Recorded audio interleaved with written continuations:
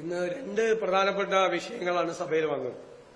ഒന്ന്, നമ്മുടെ സംസ്ഥാനത്ത് അധികാര വികേന്ദ്രീകരണം നടപ്പാക്കിയതിനു ശേഷം നമ്മുടെ തദ്ദേശ സ്വയംഭരണ സ്ഥാപനങ്ങളുടെ വികസനം മുഴുവൻ വഴിമുട്ടി നിൽക്കുന്ന പരിതാപകരമായ കാഴ്ചയാണ് സംസ്ഥാനത്തുടനീളം.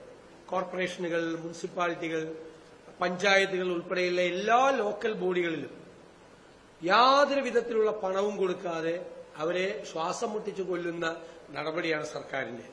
കഴിഞ്ഞ വർഷം ഒന്നാം ഗഡു കൊടുത്തു. ആദ്യം രണ്ടാം ഗഡു ഓഗസ്റ്റിൽ കൊടുത്തത് ഡിസംബറിലാണ്. ഡിസംബറിൽ കൊടുത്തപ്പോൾ ട്രഷറി ബാൻ വന്നു. ട്രഷറിയിൽ നിന്ന് അത് മാറ്റാൻ പറ്റിയില്ല. മൂന്നാമത്തെ ഗഡു കൊടുത്തത് മാർച്ച് 23-ാം തീയതിയാണ്. മാർച്ച് 22-ാം തീയതി ട്രഷറി പൂട്ടി. ട്രഷറി പൂട്ടിയിട്ടാണ് മൂന്നാം ഗഡു കൊടുക്കുന്നത്. അപ്പൊ അക്ഷരാർത്ഥത്തിൽ രണ്ടാം ഗഡുവും മൂന്നാം ഗഡുവും ഒന്നും ചെലവാക്കാൻ പറ്റിയില്ല.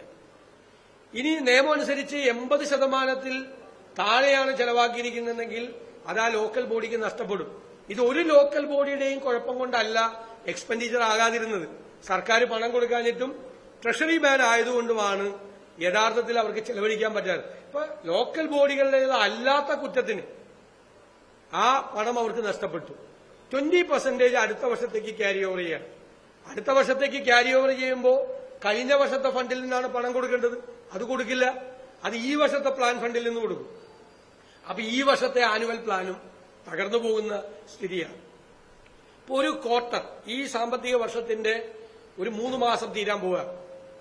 എന്നിട്ട് പോലും ഇന്നത്തെ സ്ഥിതി പ്ലാൻ ഫണ്ടിൽ 8500 കോടി രൂപ പ്ലാൻ ഔട്ട്ലേയിൽ അനുവദിച്ചിട്ടും 1 രൂപ പോലും ലോക്കൽ ബോഡികൾക്ക് പ്ലാൻ ഫണ്ടിൽ നിന്ന് കൊടുത്തിട്ടില്ല എന്നതാണ് ദൌർഭാഗ്യകരമായ കാര്യം.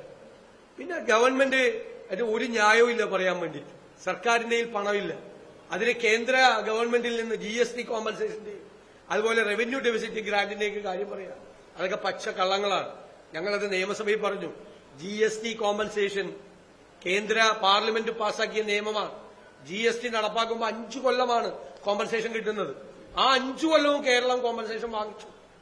6ാമത്തെ കൊല്ലം കിട്ടുമായിരുന്നുവെങ്കിൽ 12,000 കോടി കിട്ടുമെന്ന് പറഞ്ഞത്. അതെങ്ങനെ? പാർലമെന്റ് പാസാക്കിയ നിയമം അനുസരിച്ച് 5 കൊല്ലത്തേക്കേ കോമ്പൻസേഷൻ ഉള്ളൂ.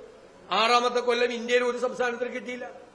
റവന്യൂ ഡെഫിസിറ്റ് ഗ്രാന്റ് കഴിഞ്ഞ സർക്കാരിന്റെ കാലത്ത് ഇന്ത്യയിൽ ഏറ്റവും കൂടുതൽ പണം 53,000 കോടി രൂപ കിട്ടിയത് കേരളത്തിനാണ്. 1 രൂപ പോലും ബാക്കിയില്ല.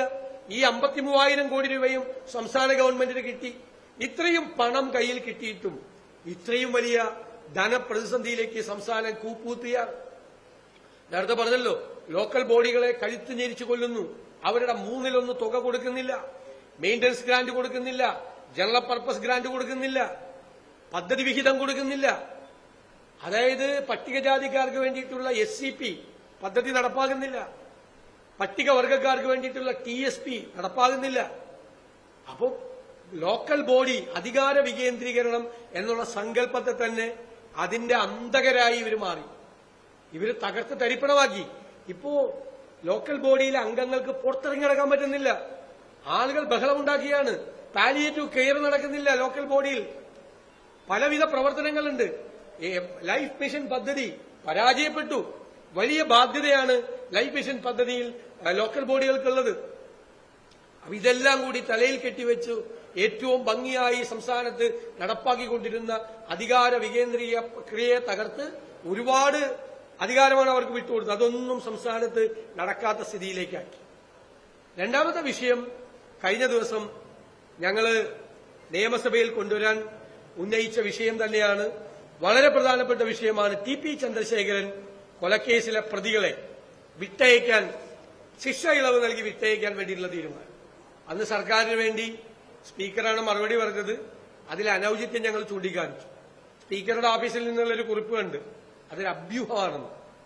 അതെങ്ങനെയാണ് അഭ്യൂഹമാകുന്നത്? അഭ്യൂഹമാകുന്നത് എങ്ങനെയാണ്? 13/6/2024 കണ്ണൂരിലെ jail superintendent Kannur city police കമ്മീഷണർക്ക് അയച്ച കത്താണ്. ശിക്ഷാ ഇളവ് നൽകേണ്ട ആളുകളെ സംബന്ധിച്ചാണ്. 56 പേരുടെ പേരാണ് കൊടുത്തിരിക്കുന്നത്. അതിൽ 4 പ്രതികൾ TP ചന്ദ്രശേഖരൻ വധക്കേസിലെ പ്രതികളാണ്. അവരെ രക്ഷിക്കാൻ വേണ്ടിയിട്ടുള്ള നടപടികളാണ് 2022 മുതൽ കൈക്കൊള്ളുന്നത്. 2018 സർക്കാർ ഉത്തരവിൽ രാഷ്ട്രീയ കൊലപാതക കേസുകളിലെ പ്രതികൾക്ക് ഒരു കാരണവശാലും ശിക്ഷ ഇളവ് കൊടുക്കരുത് 14 വർഷമാകാതെ എന്ന് പറഞ്ഞിട്ട് അത് 2022 ഉത്തരവിൽ അതങ്ങ് മാറ്റി. നിയമസഭ പാസാക്കിയ പ്രിസൺ ആക്ടിൽ മൊത്തം ശിക്ഷാകാല ഇളവിന്റെ 1/3 താഴെ പരോളും ശിക്ഷാ ഇളവും കൂടി ആകാൻ പാടുള്ളൂ എന്ന് പറഞ്ഞിട്ടുണ്ട്. നിയമസഭ പാസാക്കിയ ഒരു നിയമത്തെ ഒരു ഗവൺമെന്റ് ഉത്തരവിലൂടെ സർക്കാർ ഇല്ലാതാക്കി. അത് നിയമപരമായി നിലനിൽക്കുന്നതല്ല, ഗുരുതരമായ തെറ്റാണ്. അതിന് മറ്റു നടപടികൾ ഞങ്ങൾ സ്വീകരിക്കും.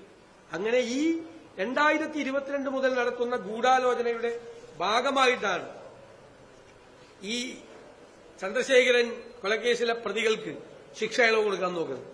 അഭ്യൂഹമാണെങ്കിൽ എന്തിനാണ് പോലീസ് 21/6 വൈകുന്നേരം ഫോണിൽ ബന്ധപ്പെട്ട് കെ രമയുടെ മൊഴിയെടുത്തത്? Chokli police, K Muhammad Shafi Chokli police സ്റ്റേഷനിലെ അതിർത്തിയിലെ പ്രതിയാണ്. 22/6 പാലൂർ പോലീസ് നേരിട്ട് MLA ഓഫീസിൽ നേരിട്ടെത്തി കെ രമയുടെ മൊഴിയെടുത്തു.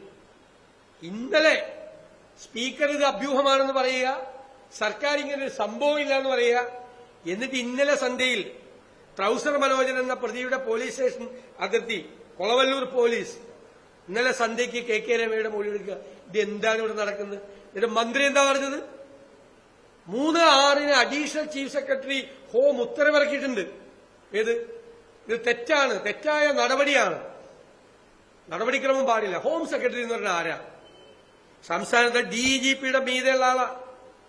ആ ഹോം സെക്രട്ടറി ഒരു ഉത്തരവ് ഈ മാസം 3/6 ഇറക്കിയിട്ട് പിന്നെ എന്തിനാണ് 21/6 22/6 ഇന്നലെ 26/6 ഈ പോലീസ് ഇവരുടെ മൊഴിയെടുക്കാൻ നടക്കുന്നത്? അതിനേക്കാൾ വലിയ ആളുകൾ ആരെങ്കിലും ഉണ്ടോ ഈ ആഭ്യന്തര വകുപ്പിൽ? പിന്നെയുള്ളത് മുഖ്യമന്ത്രിയാണ്, ആഭ്യന്തര വകുപ്പിന്റെ ചുമതലയുള്ളത്. അപ്പൊ ആഭ്യന്തര സെക്രട്ടറി ഇറക്കിയ ഉത്തരവിനെ പോലും കാറ്റിൽ പറത്തിക്കൊണ്ട് പോലീസ് കെ രമയുടെ മൊഴിയെടുത്തെങ്കിൽ അതിന്റെ പുറകിൽ പ്രവർത്തിച്ചതാരാ? മുഖ്യമന്ത്രിയുടെ ഓഫീസിലെ ഉപജാപക സംഘമാണോ? CPM നേതാക്കളാണോ? ആരാ? ഹോം സെക്രട്ടറിക്ക് മീതെ പറക്കുന്ന പരുന്തേതാ? ഏത് പരുന്താ പറക്കുന്നത് ഹോം സെക്രട്ടറിക്ക് മീതെ? ഇത് മന്ത്രി തന്നാണ് 3/6 ഞങ്ങൾ കണ്ടിട്ടില്ല. 3/6 ഇങ്ങനെ ഹോം സെക്രട്ടറി ഉത്തരവിറക്കിയിട്ടുണ്ടെന്ന്. ഹോം സെക്രട്ടറി ഉത്തരവിറക്കി 10-20 ദിവസം കഴിഞ്ഞിട്ടും ഇപ്പോഴും പോലീസ് പ്രതികൾക്ക് ശിക്ഷാ ഇളവ് കൊടുക്കാൻ ഇരയായ ആളുടെ ബന്ധുവിനെ മൊഴിയെടുത്തുകൊണ്ടിരിക്കുന്ന വിരോധാഭാസം. ഇവിടെ എന്ത് ഭരണമാണ്? ഇത് എന്ത് ഭരണമാണ് നടക്കുന്നത്? എന്നിട്ട് ഇന്ന് നമ്മൾ സബ്മിഷൻ കൊടുത്തപ്പോ എത്ര ദിവസമായി ഈ കത്ത് വന്നിട്ട്? ഈ കത്ത് വന്ന ദിവസം എന്നാ 13/6 വന്ന കത്താണിത് ജയിൽ സൂപ്രണ്ടിന്റെ. എന്നിട്ട് ഇന്ന് നമ്മൾ സബ്മിഷൻ കൊടുത്തപ്പോ രാവിലെ 11 മണിക്ക് സസ്പെൻഷൻ അല്ലേ? നോട്ടീസ് കൊടുത്തപ്പോ കൊള്ളാം, നല്ല കാര്യം, അത് ചെയ്തല്ലോ.